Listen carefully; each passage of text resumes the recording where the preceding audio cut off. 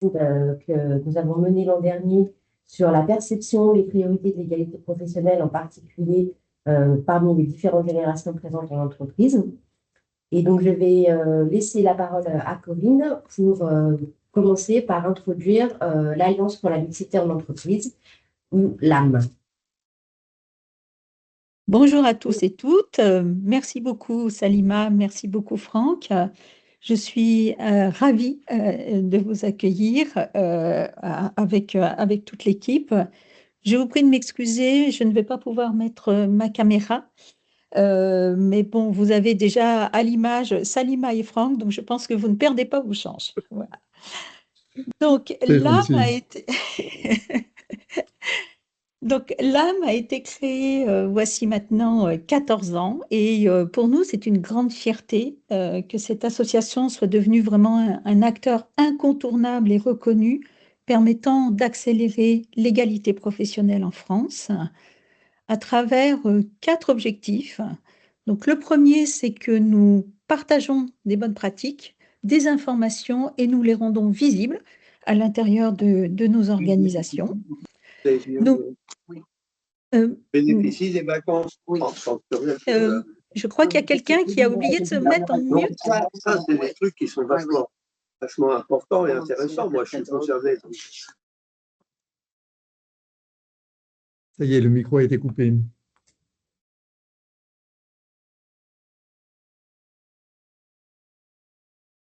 Maintenant, on n'entend plus Corinne. Excusez-moi.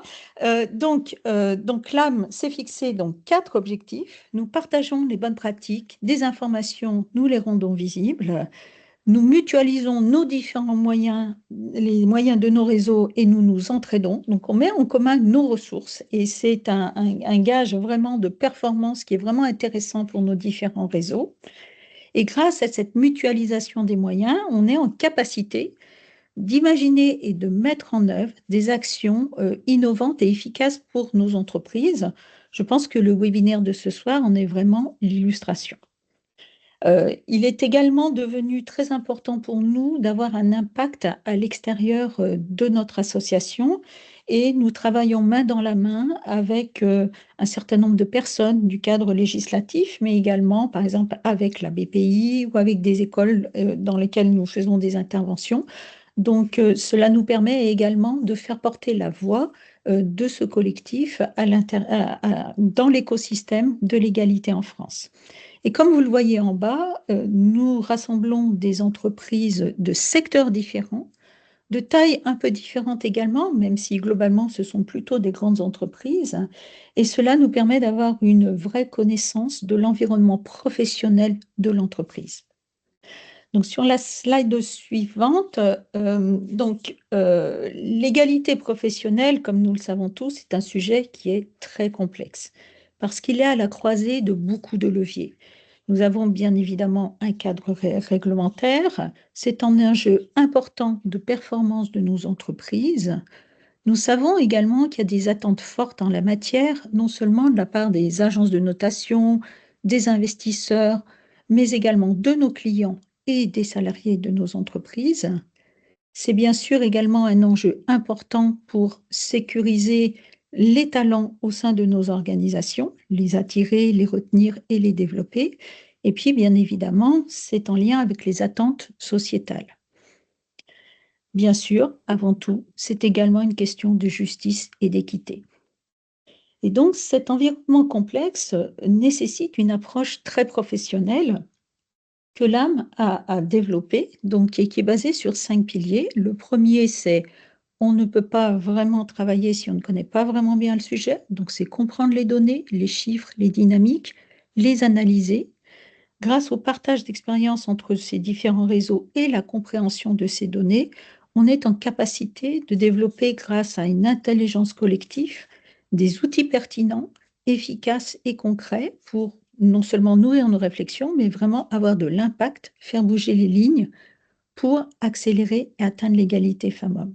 Et puis un dernier petit point qui est en bas à gauche, c'est l'innovation.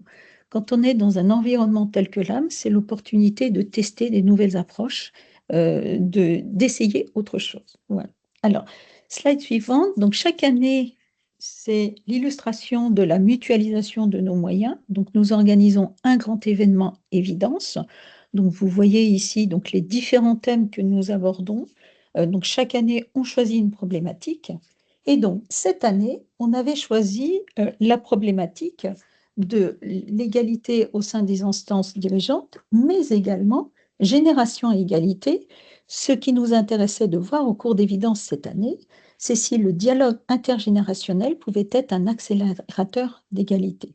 Donc, c'est à cette occasion que nous avons réalisé cette grande enquête nationale parce qu'on s'est rendu compte que c'était un sujet qui était peu traité finalement. On avait finalement très peu de données sur la perception des différentes générations sur l'égalité. Donc, grâce à cette enquête, on a un matériel robuste. Quelques résultats ont été présentés lors d'Évidence. Et donc, c'est un plaisir pour nous de partager avec vous l'intégralité de ces résultats.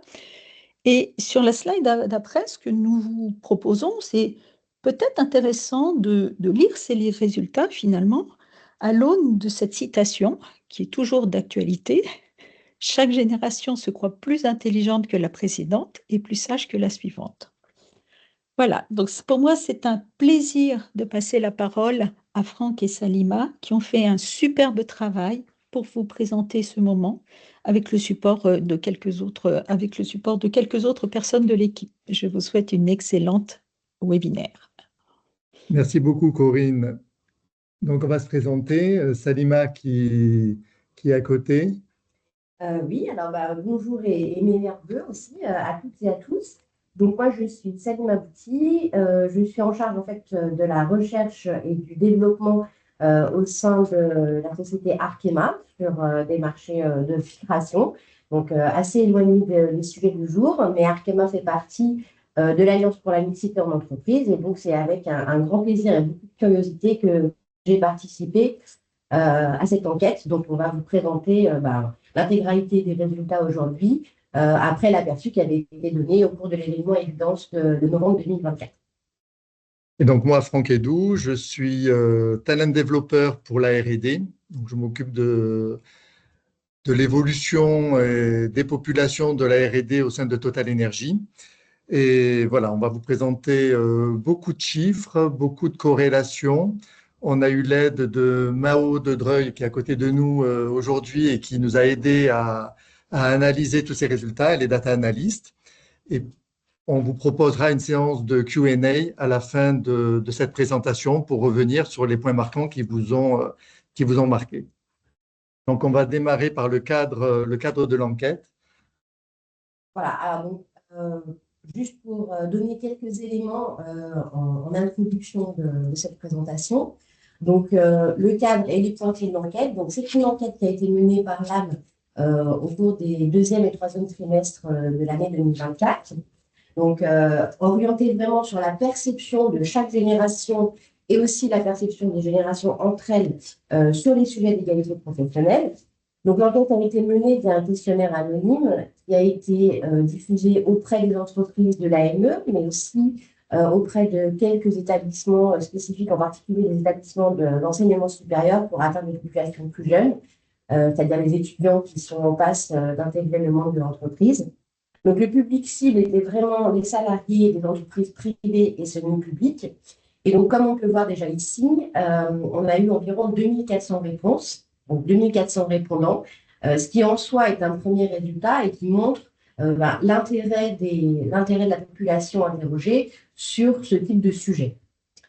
Donc, si on regarde un tout petit peu plus finement le profil de ces répondants, donc on observe qu'on a 74% d'hommes et 74% de femmes et 26% d'hommes parmi les répondants. Donc, 26%, c'est un score tout à fait honorable pour ce type d'enquête et ce type de thématique, mais ça montre aussi qu'il y a encore un peu de travail à faire pour impliquer, intégrer pleinement les hommes sur ces questions d'égalité professionnelle.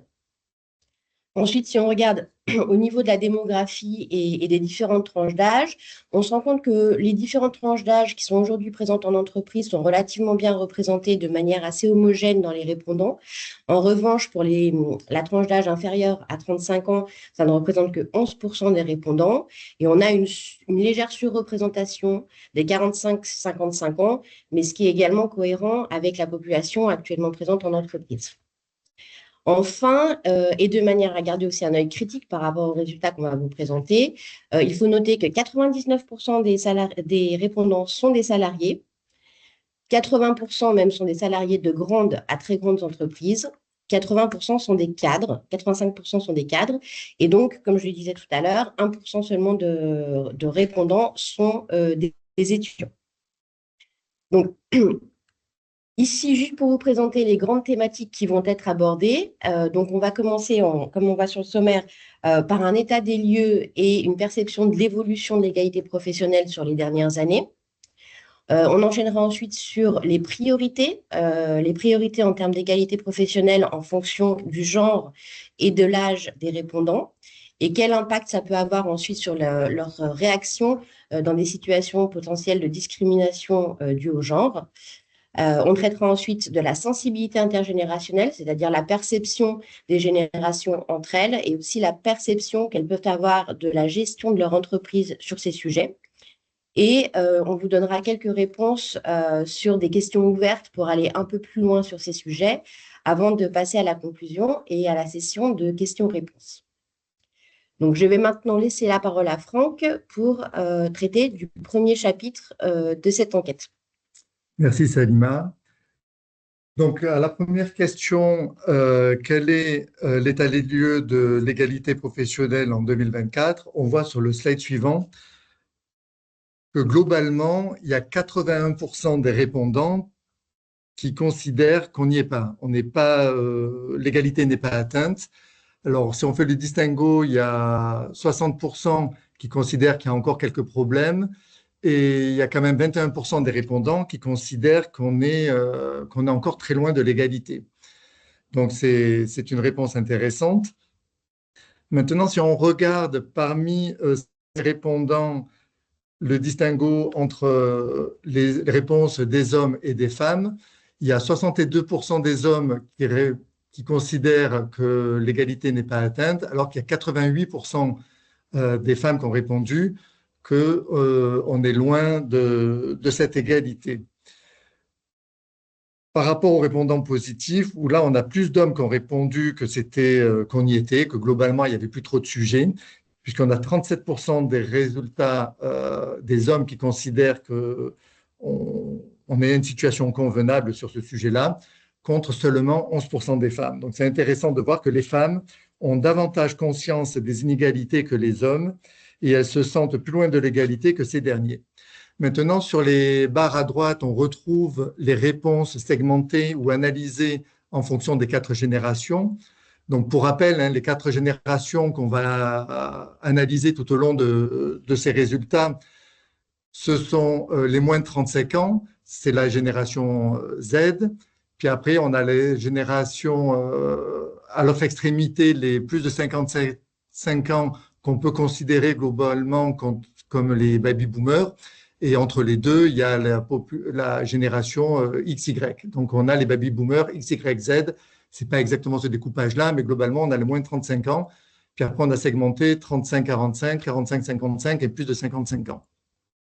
Et là, on voit sur les réponses globales que les jeunes sont à majorité plus tranchés pour dire qu'on est vraiment loin de la situation, puisqu'on est à 86% et on voit une majorité de rouge-orange, alors que dans les générations plus élevées, les baby-boomers spécialement, la situation est beaucoup plus segmentée. On voit qu'il y a 25% ou 26% qui considèrent qu'on n'y est pas, mais il y a également 25% des baby-boomers ou des plus de 55 ans qui considèrent que globalement, la situation est plutôt positive et n'est plus un problème en entreprise.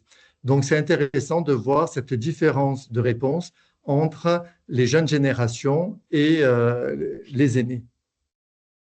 Après, si on regarde sur le slide suivant, la perception de l'évolution de cette égalité professionnelle sur les 5 dernières années, on se rend compte que globalement, les gens ressentent quand même une amélioration, que depuis les 5 dernières années, on a vu une amélioration de la situation. Hein. Pour 75% des répondants, il y a une perception positive de l'évolution de la situation.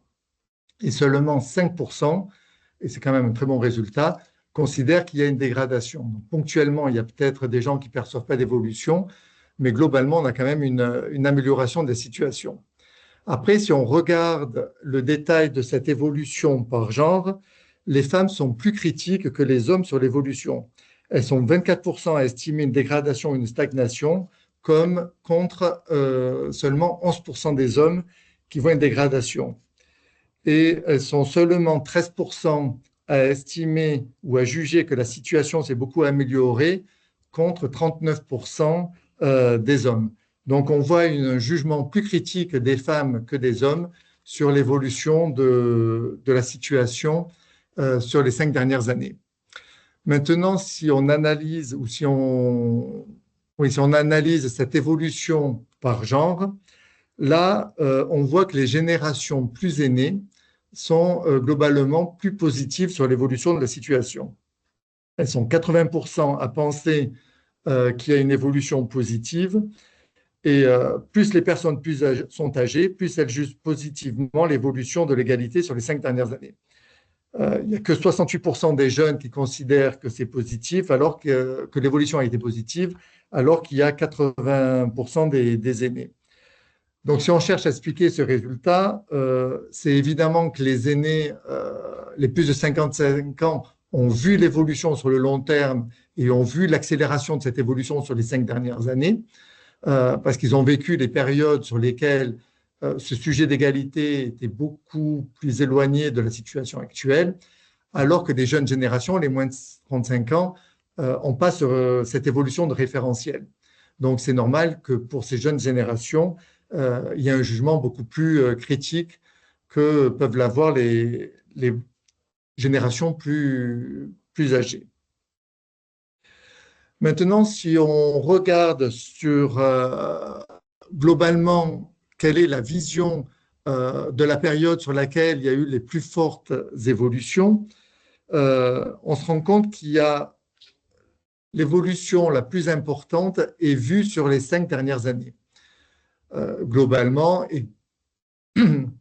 et de manière générale, si on regarde la deuxième réponse, c'est depuis les années 2010 qu'on globalise le plus d'évolution sur ce sujet de l'égalité professionnelle.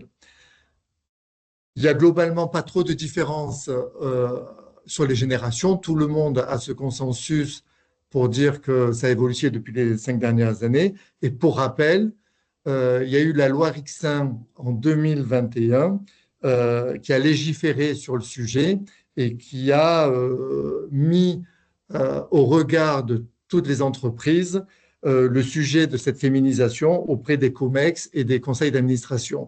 Donc, c'est normal que sur ces 5 dernières années, les entreprises se sont vraiment penchées sur le sujet et ont trouvé des axes pour traiter le sujet. Donc, je vais maintenant laisser la parole à Salima pour aborder le chapitre suivant sur la priorité en matière d'égalité professionnelle. Merci. Alors, justement, un des points centraux de l'enquête qui a été menée l'an dernier consistait vraiment à avoir une idée de la différence potentielle de priorité en termes d'égalité professionnelle entre les différentes générations. Donc là, sur ce tableau un peu dense, en fait, ce que je vais vous expliquer, c'est que la question qui était posée, ce qui était demandé aux répondants, c'était de noter l'importance des différents sujets qui étaient proposés avec une note de 0 à 10, donc 0 étant absolument pas important et 10 une priorité absolue. Et on va en fait analyser ce tableau qui est, comme je vous disais, un peu dense en 3 parties. D'abord, une analyse des réponses globales, c'est-à-dire tout âge et tout genre confondus. Ensuite, une analyse par genre et ensuite une analyse en fonction de la tranche d'âge. Alors, ce qu'on voit quand on regarde donc, la première colonne, c'est qu'au global, tous les sujets sont importants.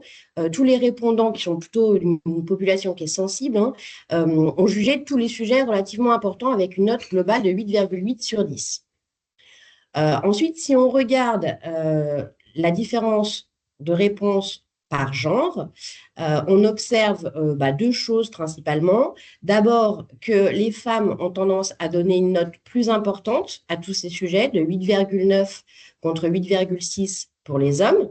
Bon, ce qui est relativement cohérent avec ce qu'on vient d'expliquer, c'est-à-dire que les femmes sont plus sensibles et estiment qu'il y a encore des progrès significatifs à faire, un peu plus que les hommes.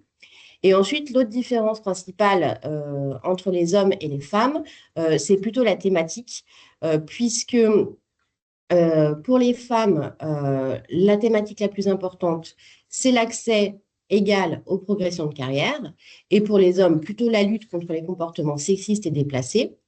Et enfin, le dernier point notable ici, c'est que la plus grande différence entre les hommes et les femmes concerne en fait l'égalité de salaire, ce qui n'est pas forcément très surprenant, où là, on a une différence puisque les femmes notent l'égalité de salaire à 9,2 sur 10 et les hommes à 8,7. Maintenant, pour ce qui concerne les différentes tranches d'âge, alors plusieurs choses. La première, je dirais, c'est d'abord d'observer que plus l'âge augmente, plus la note est importante, la note moyenne. Donc, ce qui tendrait à laisser penser que plus les générations sont âgées et plus elles trouvent qu'il s'agit de sujets prioritaires.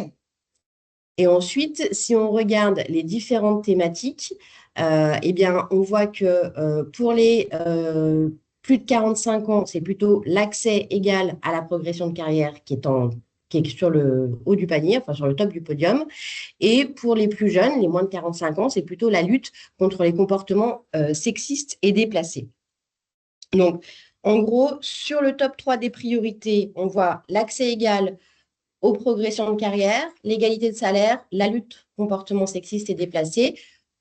Ça, c'est tout genre et toute génération confondue. Et ensuite, on voit un peu de décalage en fonction des générations. Et donc, ce qui peut être intéressant ici, c'est justement de voir comment est-ce que ça peut impacter le comportement des différentes générations et des différents genres en situation potentielle de discrimination en entreprise, en particulier due au genre.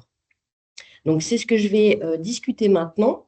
Donc, ici, il y avait deux questions qui étaient posées. D'abord, comment réagissez-vous lorsque vous estimez être victime d'une situation de discrimination du fait du genre?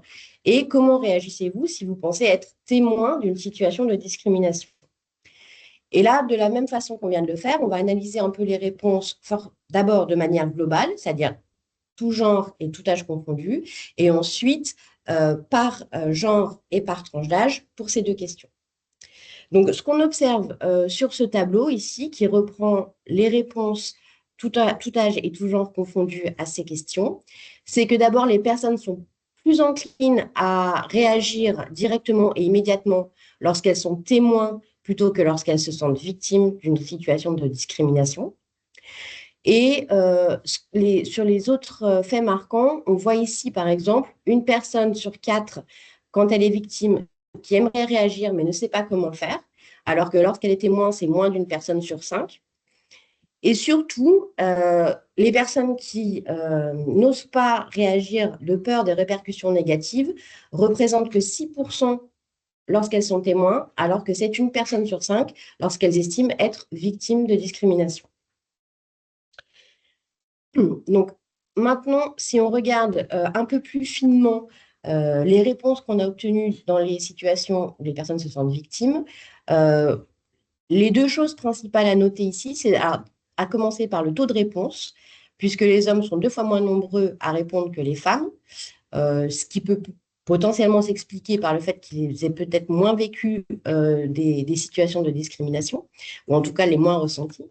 Et ensuite, ce qui est aussi également très important de noter, c'est que la peur de répondre ou de réagir en raison de potentielles répercussions négatives concerne une femme sur 5, donc 21%, contre seulement 11% des hommes, c'est-à-dire environ un homme sur 10. Maintenant, si on regarde les réponses en fonction de la tranche d'âge, alors là, c'est assez clair sur le graphe, en fait. Ce qui est intéressant, c'est que on voit que plus les gens sont jeunes, plus ils ont répondu à cette question, puisqu'on a 88% de réponses des moins de 35 ans contre 46 des plus de 55 ans. Donc, ce qui peut peut-être traduire une plus grande sensibilité, en fait, des jeunes aux situations de discrimination. En revanche, ils sont moins nombreux, les jeunes, à penser pouvoir répondre immédiatement et directement dans ce genre de situation. Et en particulier parce qu'ils ne savent pas vraiment comment le faire, comme le montrent les 37% ici de moins de 35 ans qui disent « j'aimerais réagir, mais je ne sais pas comment le faire ». Donc ça, c'est vraiment un premier résultat qui est assez marquant dans cette analyse. Et l'autre fait qui est assez marquant, c'est que 15% ici des moins de 35 ans, pardon, envisageraient de quitter le poste s'ils se sentaient victimes de discrimination, contre seulement 9% des plus de 55 ans. Donc vraiment, c'est quelque chose qu'on va retrouver après, où il semblerait qu'il y ait une plus grande sensibilité aux situations de discrimination chez les jeunes, mais par contre, une aptitude moindre à réagir directement. Donc, on va faire la même analyse assez rapidement sur les réactions lorsque les personnes se sentent témoins de situations de discrimination. Donc là, on voit que le taux de réponse des hommes est un peu plus important que lorsqu'ils se sentent victimes, mais il reste quand même assez faible. En revanche, ils pourraient répondre directement de manière assez rapide. Et en fait, ils sont plus enclins à répondre directement, mais surtout, ce qui est intéressant, c'est de voir que 25% des femmes ne réagissent pas, soit par peur de répercussions négatives, soit parce qu'elles ne voient pas comment le faire, qu'elles ne savent pas comment le faire. On voit ici les 18 et les 7, donc les 25% de femmes qui n'oseraient pas réagir, alors que ça ne concerne que 16% des hommes. Et enfin, donc dernière analyse des réactions en cas de personnes qui se sentent témoins d'une situation de discrimination, pardon. Donc là, on revoit un peu la même tendance avec un taux de réponse qui est plus important chez les jeunes, mais qui se sentent moins promptes à répondre directement dans ce genre de situation. Et on voit que les répondants de plus de 55 ans sont moins nombreux, plus enclins à répondre, mais surtout, ils sont par exemple 20% qui n'hésiteraient pas à interpeller la direction contre seulement 8% chez les plus jeunes. Donc, en fait, si on essaye de faire un peu un résumé de ce qu'on a observé ici, c'est qu'on voit que les jeunes sont plus sensibles, ou enfin, en tout cas, ont l'air plus sensibles aux situations de discrimination, mais sont moins à l'aise avec l'idée de répondre directement, ils ne savent pas vraiment comment le faire, alors que les personnes plus âgées sembleraient être moins sensibles parce qu'ils ont moins répondu, mais se sentiraient tout à fait enclines à répondre de manière directe. Donc là, par exemple, ça peut être vraiment un premier levier d'action où le dialogue intergénérationnel pourrait permettre un peu d'aplanir ce genre de situation et de s'entraider pour réagir dans ce genre de situation. Donc, je vais à présent à nouveau laisser la parole à Franck qui va nous parler de la perception des générations entre elles et de la perception des répondants sur la gestion par leur entreprise des questions d'égalité professionnelle. Oui, merci Salima. Donc effectivement, on a posé la question aux plus de 35 ans uniquement, donc on a essayé de cibler par génération. Pensez-vous que les personnes plus jeunes que vous sont plus ou moins sensibles à la question de l'égalité professionnelle femmes-hommes que votre génération?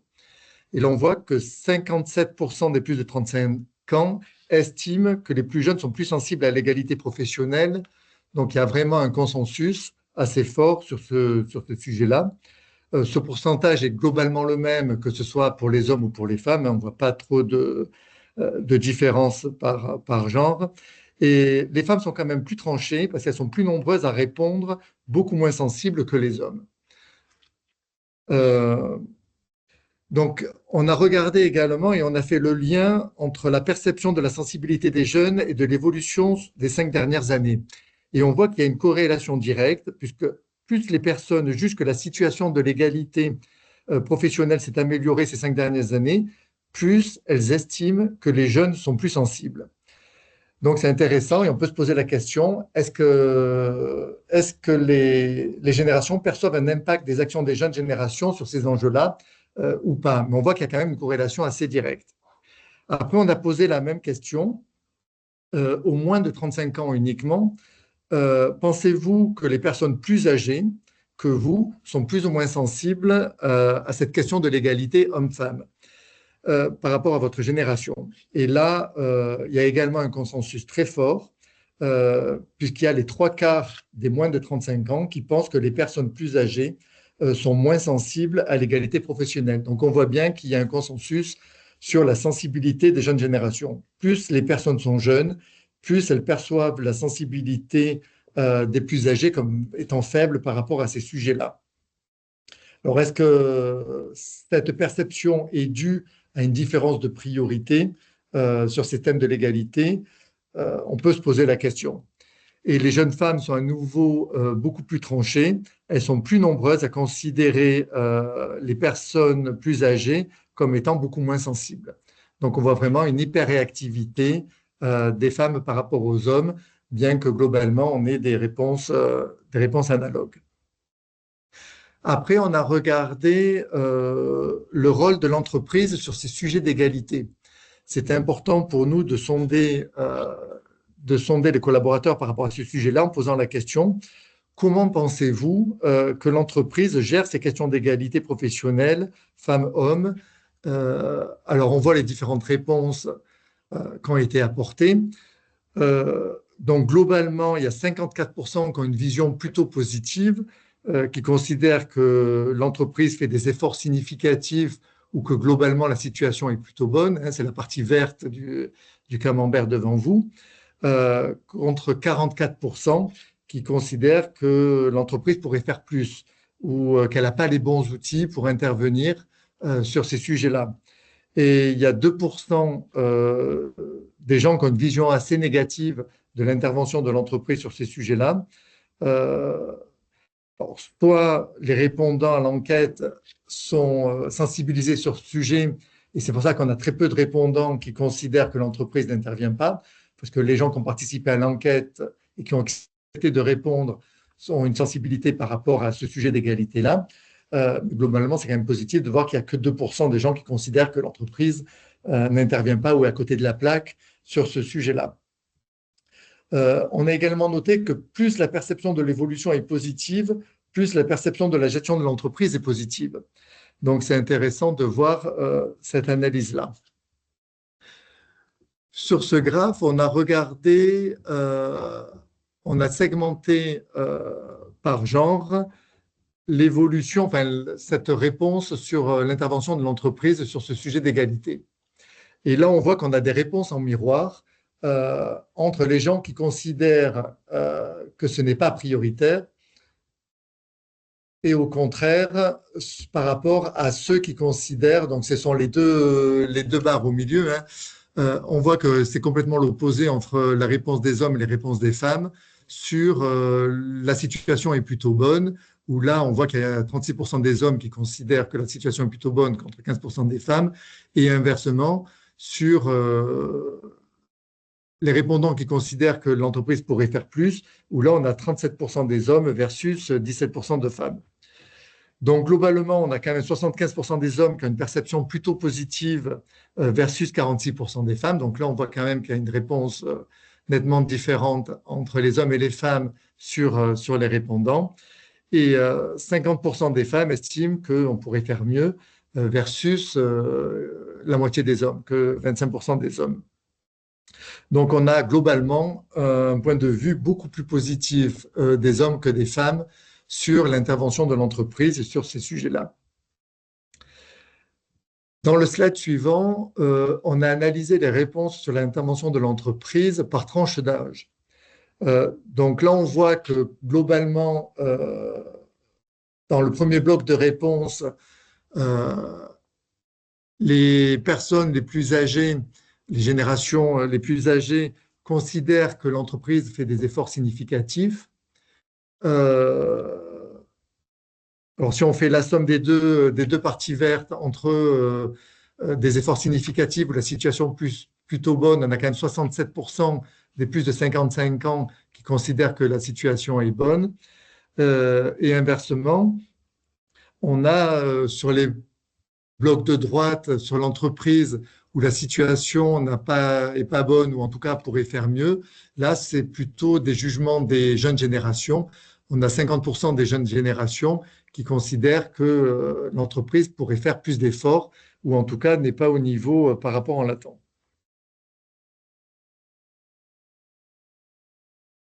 Alors maintenant, Salima va voir comment on peut aller plus loin.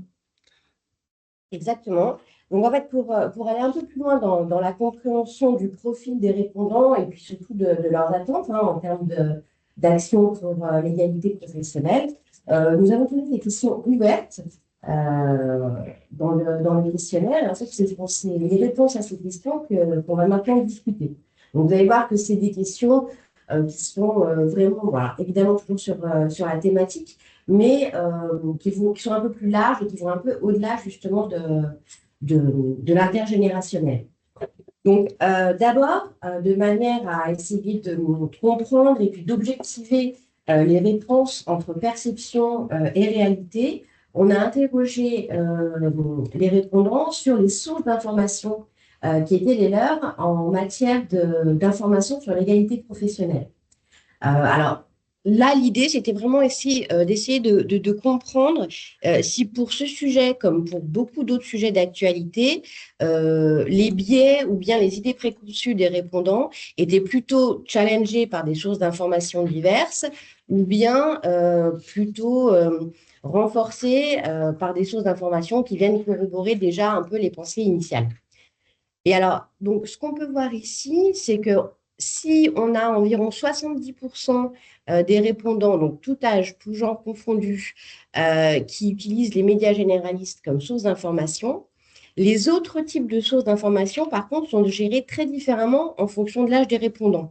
Puisqu'on voit par exemple que la communication interne de l'entreprise représente, donc pour 56%, est une source d'information pour les plus de 55 ans, alors qu'elle ne représente que 11% chez les moins de 35 ans. Donc, seulement 11% des moins de 35 ans considèrent la communication interne de l'entreprise comme une source d'information sur ces sujets. Alors que, par exemple, sur les réseaux sociaux, donc autres que le réseau professionnel LinkedIn, si on regarde ici les autres réseaux sociaux, le marrant, 37% des moins de 35 ans utilisent les réseaux sociaux autres que LinkedIn comme source d'information sur les sujets d'égalité professionnelle, alors qu'ils ne sont que 14% chez les plus de 55 ans. Donc vraiment, ce résultat-là peut vraiment nous laisser penser que l'approche de l'entreprise en soi, c'est pas forcément la référence chez les plus jeunes. Donc ensuite, ce qu'on voit ici, donc là, la question qui a été posée, c'était quelles sont pour vous les personnes qui incarnent la défense de l'égalité femmes-hommes, alors dans le monde professionnel et en dehors. Et donc, plus le nom a été cité de nombreuses fois, et puis il apparaît en gros là sur le nuage de noms que vous pouvez voir. Et donc, ce qu'on observe ici, c'est que les trois noms qui ont été le plus cités sont alors Simone Veil sur la première marche du podium avec 22,7%. Elle a été, un tiers, 22,7% des personnes ont cité son nom. Donc, elle est sur la première marche du podium, assez loin même devant Gisèle Halimi, qui est en second plan à 8,6%, et Simone de Beauvoir avec 7,1%. Et donc, on voit que globalement, les personnes qui ont été citées sont plutôt des personnages, des figures historiques de la défense du droit des femmes. Et en fait, ce trio gagnant, j'allais dire, ce top 3 est assez représentatif du type de personne qui a été cité, c'est-à-dire des personnages politiques, beaucoup de personnages politiques comme Christine Lagarde, par exemple, des avocats médiatiques, très médiatisés, et puis également des intellectuels comme par exemple Elisabeth Badinter. Et globalement, ce qui est aussi important de noter, c'est que même s'ils représentent moins de 5% des noms qui ont été cités, il y a également des hommes qui ont été cités. Alors, bon, il y avait la possibilité de donner 3 noms, hein, mais des hommes ont été cités tels que Charles de Gaulle, Gabriel Attal, Robert Badinter, mon père, alors donc pas mon père à moi, vous l'aurez bien compris, mais le père des répondants. Et ça, c'est assez intéressant parce que ça montre qu'il y a quand même aussi un progrès, pour faire le lien avec ce qu'on disait en introduction, sur d'une part l'implication, mais aussi l'intégration en fait des hommes sur ces discours d'égalité hommes-femmes de façon générale. Donc, une autre question ouverte qui a été posée était comment tirer parti des apports intergénérationnels justement pour faire progresser l'égalité professionnelle. Alors, c'est une question qui n'est vraiment pas aisée et d'ailleurs, quand on voit le nombre de répondants, on comprend que c'est pas c'est vraiment pas une question facile puisqu'on n'a eu que 187 réponses à cette question. Mais ceci dit, on a quand même des pistes assez intéressantes qui ont été évoquées, puisque globalement, ce qui revient beaucoup, c'est le besoin d'écoute, le besoin d'espace de dialogue, donc la création d'occasions de rencontres intergénérationnelles en entreprise, la mixité dans les équipes, mais cette fois la mixité générationnelle. Et puis également des espaces de discussion disponibles, des choses un peu plus concrètes, par exemple des rappels de l'histoire au travers de témoignages. Alors ça peut être des occasions particulières, mais ça peut être également simplement dans des dialogues quand les différentes générations peuvent se retrouver. Et c'est assez important parce qu'on a vu tout à l'heure justement que l'histoire de chacun impacte beaucoup la perception de l'égalité professionnelle aujourd'hui et la perception aussi de l'évolution qu'on a pu observer au cours des dernières années. Donc, c'est vraiment des espaces de dialogue qui sont importants.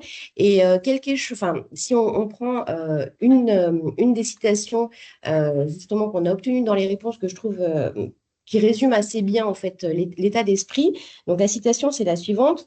C'était donc une réponse à l'enquête. C'était: la première étape pour favoriser la collaboration intergénérationnelle est de reconnaître et de comprendre les différences entre les groupes d'âge. Chaque génération a ses propres valeurs, préférences de communication et attentes professionnelles. Donc, c'est assez cohérent d'une part avec la pertinence de l'étude qui a été faite, puisque c'est un baromètre, ça permet de comprendre et puis d'identifier en fait les besoins des différentes générations.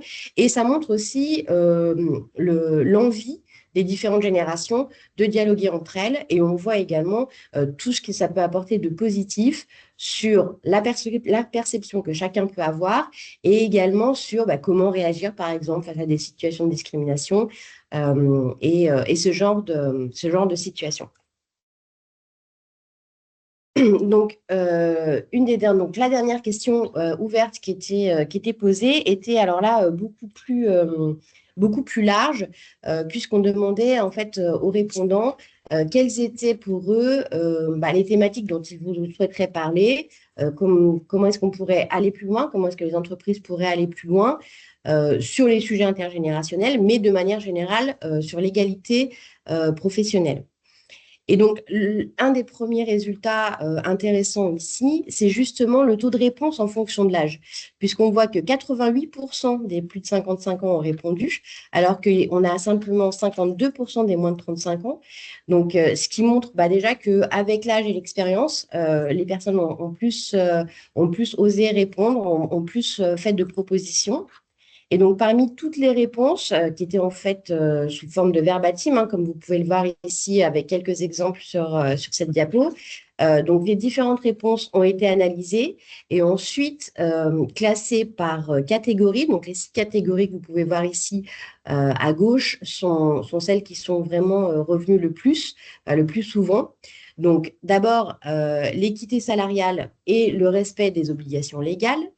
L'engagement global et la transparence dans l'entreprise, la conciliation de la vie professionnelle et personnelle, ça c'est un sujet qui a été beaucoup remonté, le soutien à la parentalité en particulier, La culture d'entreprise, la promotion d'une culture d'entreprise inclusive, on a aussi vu que les personnes qui considéraient que leur entreprise avait une forte culture inclusive allaient plus facilement oser, par exemple, réagir en cas de situation de discrimination. Évidemment, l'éducation dans l'entreprise, mais également en dehors. Et puis, quelques outils concrets, comme par exemple donc, la mise en place de baromètres, d'enquêtes, comme celle, par exemple, dont nous sommes en train de discuter, qui pourraient être répliquées au sein d'une entreprise pour avoir vraiment un cliché, une idée de comment se situent les salariés d'une entreprise en particulier, et bien sûr des formations. Et globalement, ça permet d'orienter les actions de chacune des entreprises via des propositions qui sont assez précieuses puisqu'elles viennent directement des salariés concernés par ces problématiques. Pardon. Eh bien, écoutez, je pense que je vais laisser maintenant à nouveau la parole à Franck pour la conclusion de cette présentation des résultats.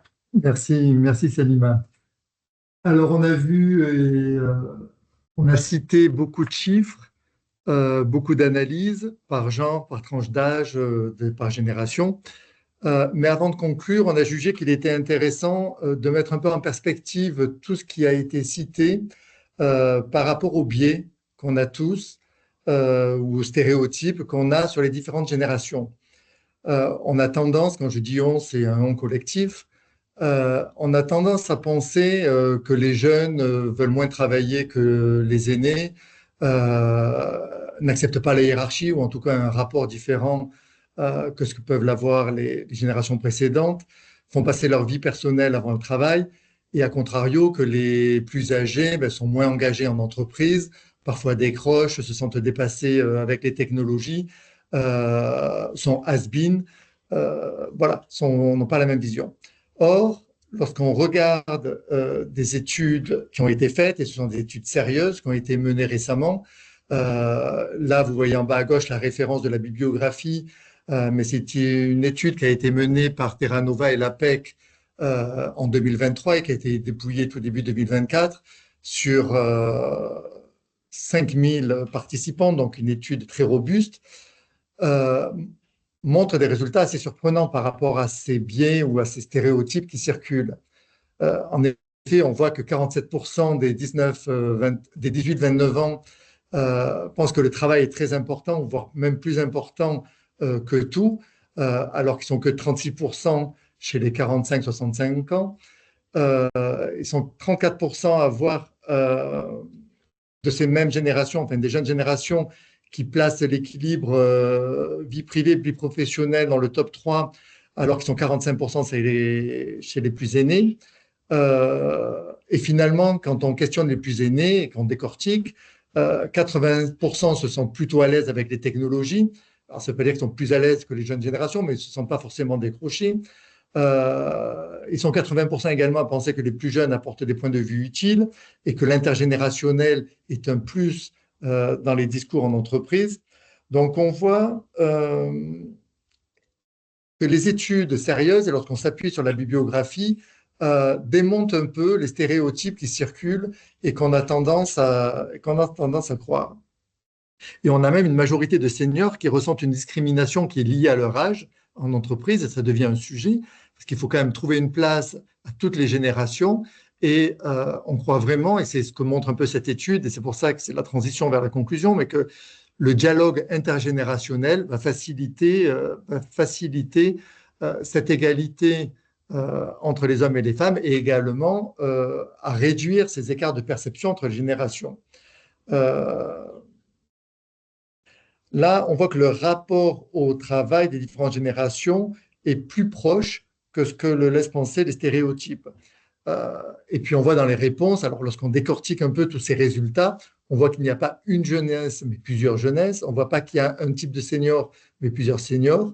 Et qu'en fonction des catégories, des entreprises, des visions, du vécu, les réponses peuvent être assez différentes. Donc, il est intéressant quand même de ne pas avoir des stéréotypes ou des raccourcis trop rapides, mais au contraire, de vraiment regarder avec finesse les résultats. C'est vraiment ce qu'on a essayé de faire en analysant les réponses de notre étude qui a été menée par l'AM et en mettant au regard, c'est pour ça qu'on a voulu revenir un peu sur cette bibliographie, parce qu'on a vraiment le sentiment que les stéréotypes sont un peu surmédiatisés et que parfois, il est utile quand même d'analyser avec finesse ces résultats qui nous sont communiqués. Et c'est vraiment une opportunité en entreprise pour ouvrir le débat et pour dialoguer.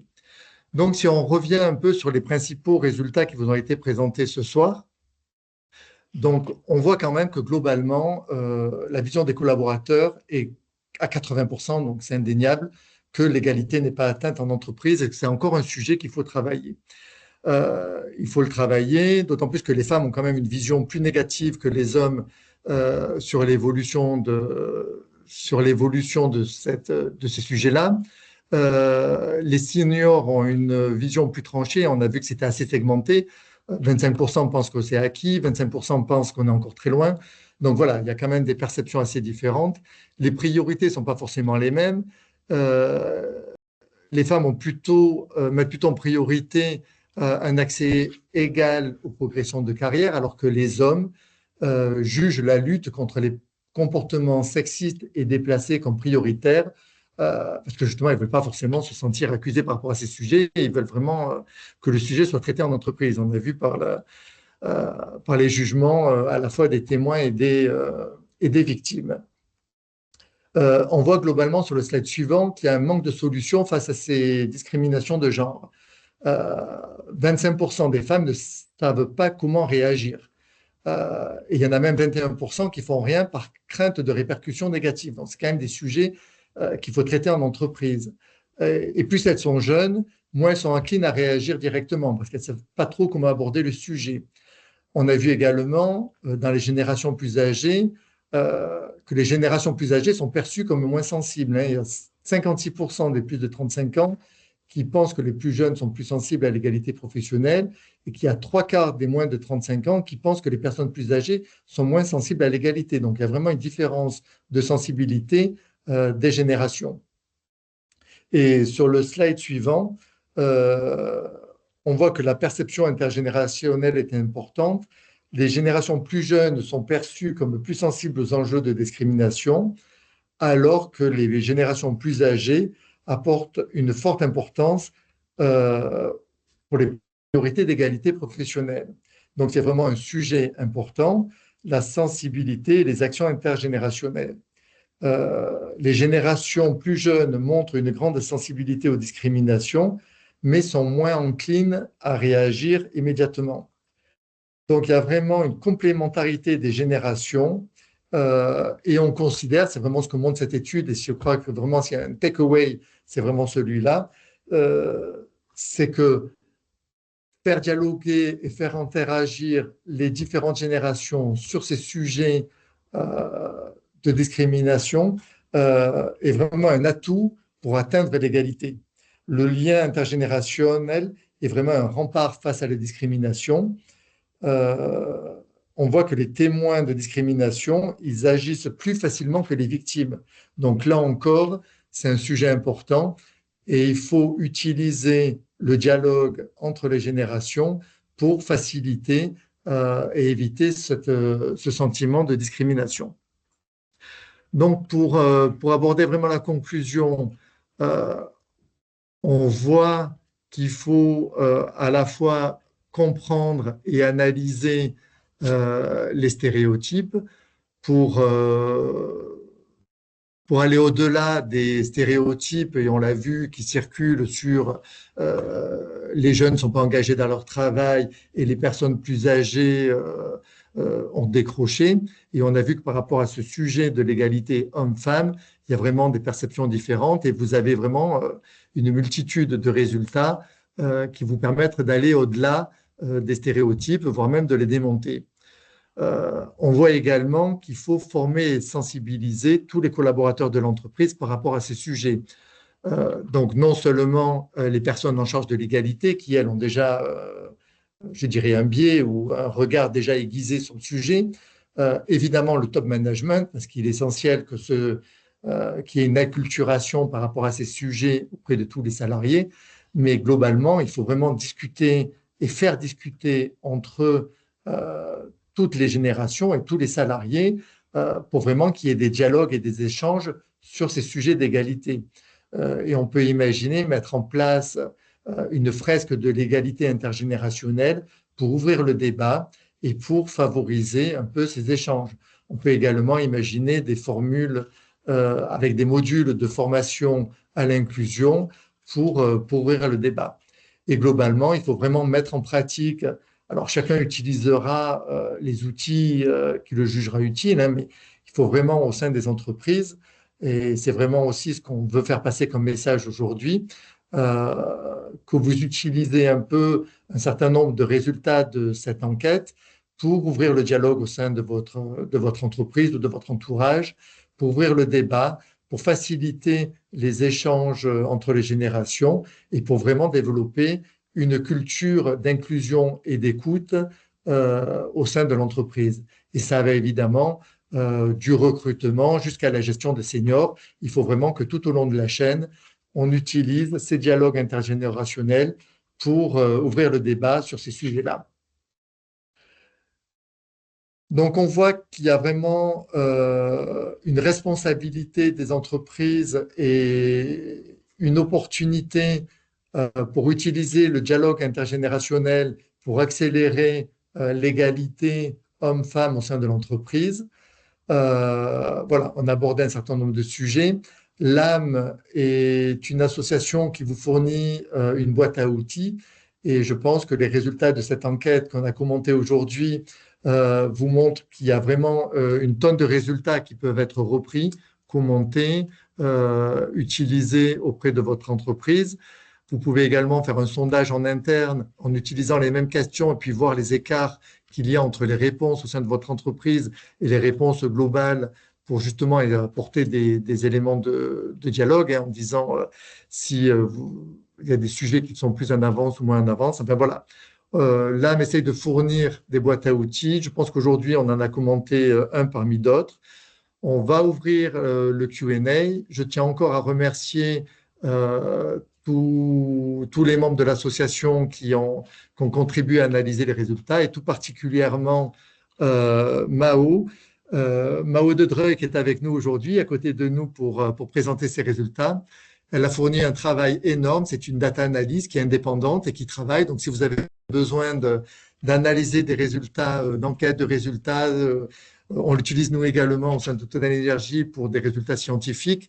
Et elle fait toujours un travail remarquable. Donc, c'est pour ça qu'on l'a sollicité pour nous aider à décortiquer tous les résultats et pour tirer des corrélations par genre, par génération. Alors, je sais qu'il y avait beaucoup de résultats, beaucoup d'informations. On vous communiquera les slides et vous pourrez les reprendre à tête reposée. C'était dense, mais je crois qu'il y avait énormément de matière et que c'était utile.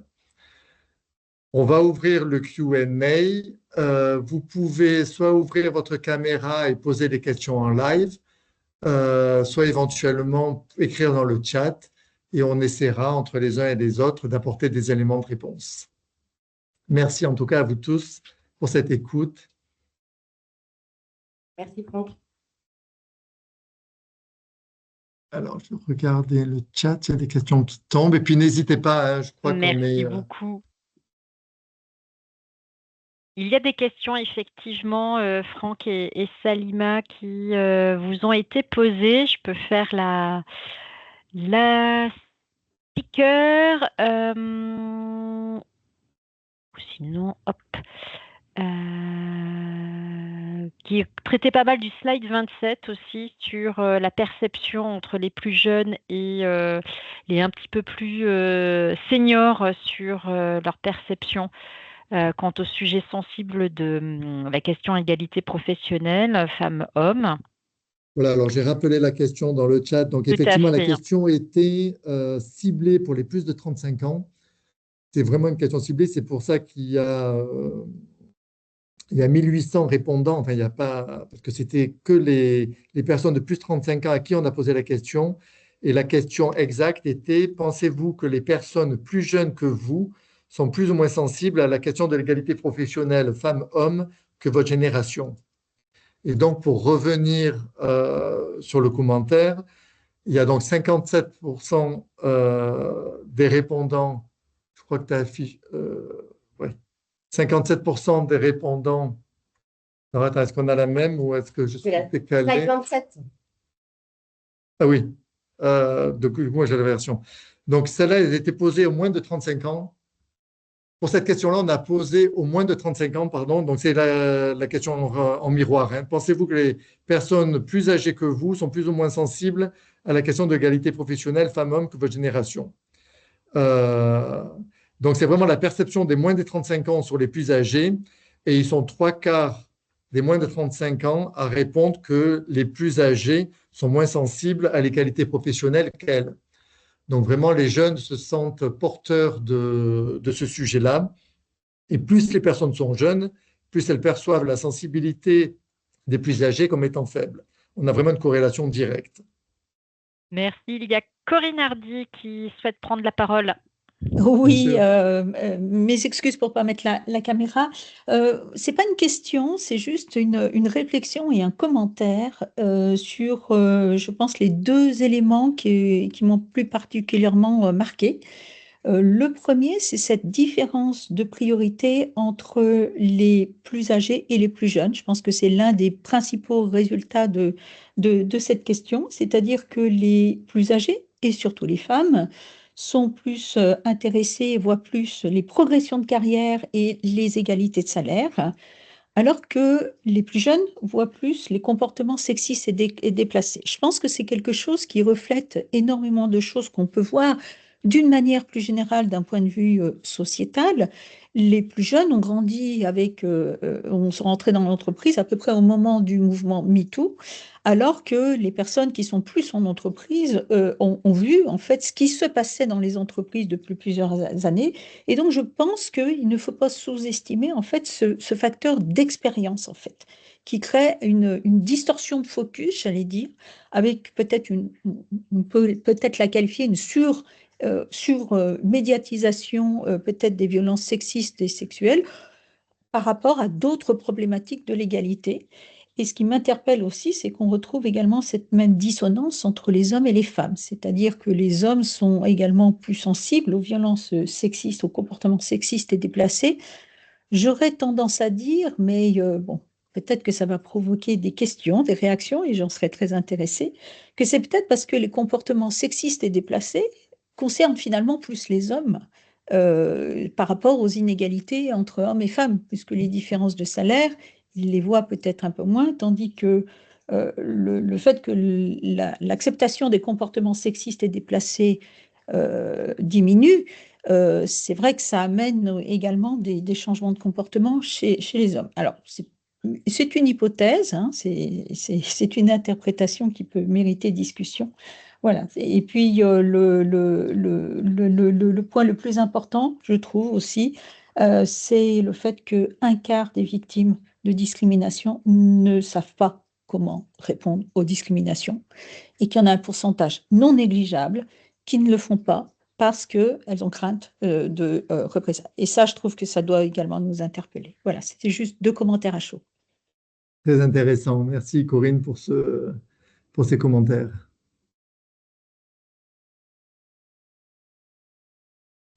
Est-ce qu'on a d'autres questions, peut-être dans le chat ou peut-être une question à l'oral?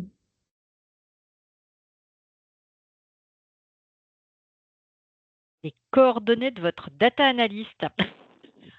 Alors, oui, tu peux le mettre dans le chat, peut-être. Été sollicité. Et sinon, pas d'autres questions ou commentaires? Moi, je vois, j'ai pas accès au chat. Alors, il y a une question qui tombe là sur est-ce qu'il y a une différence suivant la taille des entreprises? Alors, on n'a pas pu analyser ce point parce que, comme on a dit au début, en fait, on est majoritairement des salariés de grandes ou très grandes entreprises. Donc, on n'a pas pu aller dans ce niveau de détail sur l'enquête, mais ça peut être un point à garder en tête pour essayer d'élargir l'enquête éventuellement sur les prochaines éditions. Oui, globalement, les entreprises membres de l'AM sont plutôt des grosses entreprises, du coup, un profil assez autonome. On n'a pas, enfin voilà, il y a pas d'artisans ou de PME ou de TPME qui ont participé à l'enquête. On aurait peut-être des, des réponses différentes ou des analyses différentes en fonction des entreprises. Mais là, on a vraiment ciblé, enfin voilà, il faut considérer, ça a été présenté par Salim en introduction, la cible, c'est vraiment en gros l'entreprise plutôt de taille assez grosse. Et c'est une bonne remarque, oui. Et les coordonnées ont été mises dans le fil de conversation. Merci.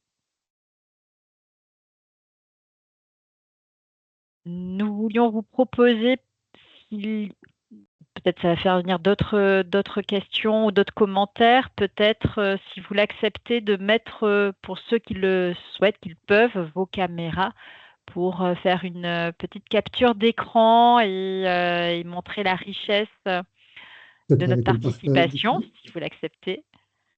Peut-être en enlevant, voilà. Pour ceux qui le souhaitent, celles qui le souhaitent. Montrer la richesse de la participation et en vous remerciant.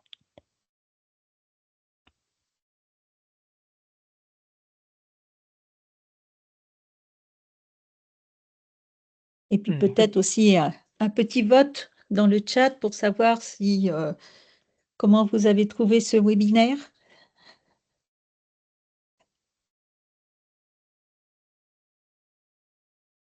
Si vous avez été intéressé, si vous pensez qu'il faudrait refaire d'autres vagues, s'il y a des choses qui vous ont surprise. 20 sur 20, formidable. Merci Florence. Merci.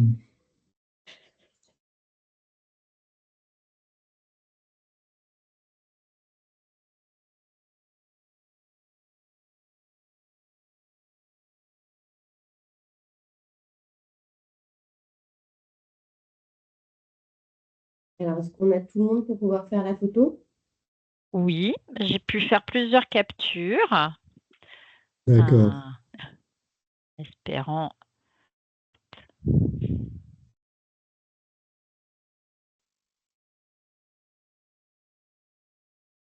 N'hésitez pas si vous avez même des commentaires, ce n'est pas forcément des questions ciblées, mais si vous avez des commentaires ou des résultats qui vous ont fait réagir, comme l'a fait Corinne tout à l'heure, ça peut être intéressant d'avoir aussi des réactions à chaud. Il y a quand même des résultats qui sont parfois surprenants ou parfois qui peuvent poser question. Ça n'a pas toujours été facile, hein, c'est vraiment pour ça qu'on a pris une data analyst, parce qu'on a trouvé il fallait vraiment décortiquer et rentrer dans le détail pour, euh, pour interpréter, chercher des corrélations, regarder que chaque fois on avait un minimum de répondants suffisamment significatifs pour pouvoir en tirer une conclusion, enfin, ou une tendance du moins. Voilà, donc ça vaudra peut-être le coup, effectivement, pour certains d'entre vous de revoir le webinaire ou de revenir sur les planches pour voir certains chiffres, parce que ça fait énormément de résultats, mais n'hésitez pas à réagir à chaud si vous voulez qu'on revienne sur un point. A-t-on une idée du ressenti de la discrimination des femmes en entreprise de plus de 55 ans?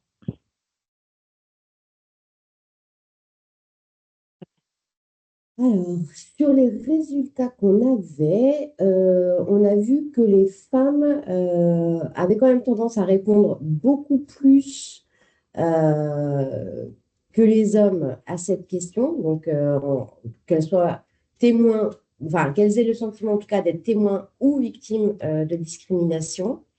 En revanche, pardon, en termes d'âge, Mao, corrige-moi si je me trompe, mais j'avais le sentiment que les femmes plutôt jeunes se sentaient plus discriminées ou avaient plus ce sentiment de discrimination que les générations plus élevées. Oui. Tu confirmes? C'est ça. Et après, peut-être pour compléter par rapport à l'étude, donc on n'est pas allé dans le niveau de détail de et genre et tranche d'âge, parce que ça commence à faire des catégories de population qui sont plus petites. Donc, on n'a pas forcément beaucoup étudié dans ce niveau de détail-là. Mais ce qu'on peut dire déjà, c'est que donc, si vous sélectionnez les femmes de plus de 55 ans, donc elles étaient 384 à répondre à la question des cas de victimes de discrimination et de leur réaction.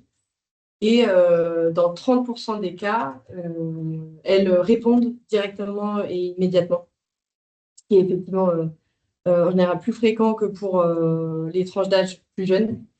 Et c'est vraiment c'est la majorité des réponses qui ont été sur cette réaction-là. Et les autres réactions ne ressortent pas énormément. Et elles sont moins tendance à être peut-être bloquées ou à ne pas savoir comment réagir sur les sujets, même en tant que victime.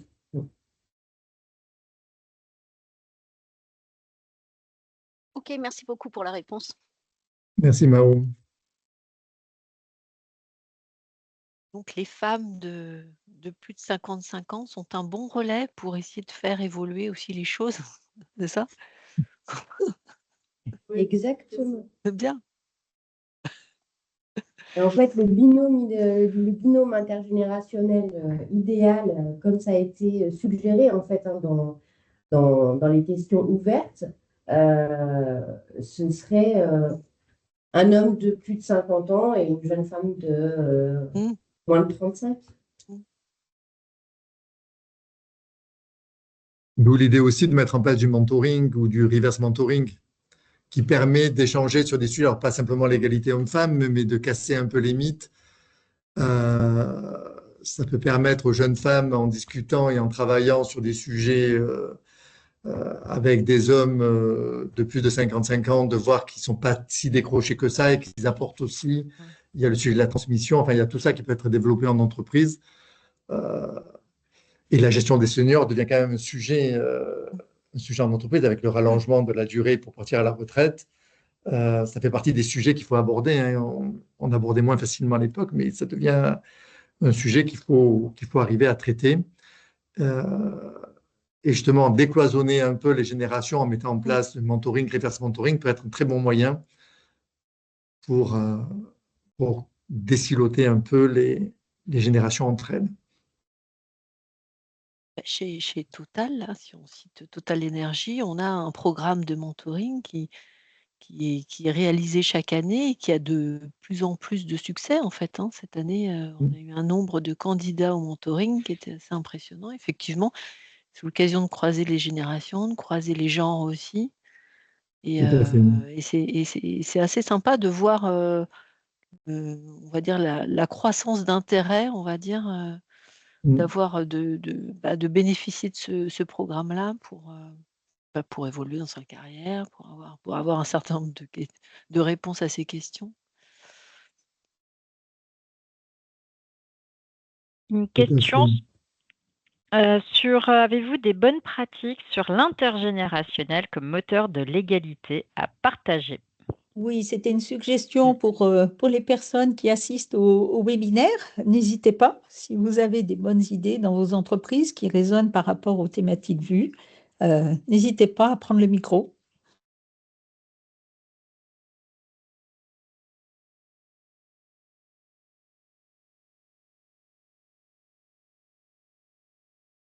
Ok.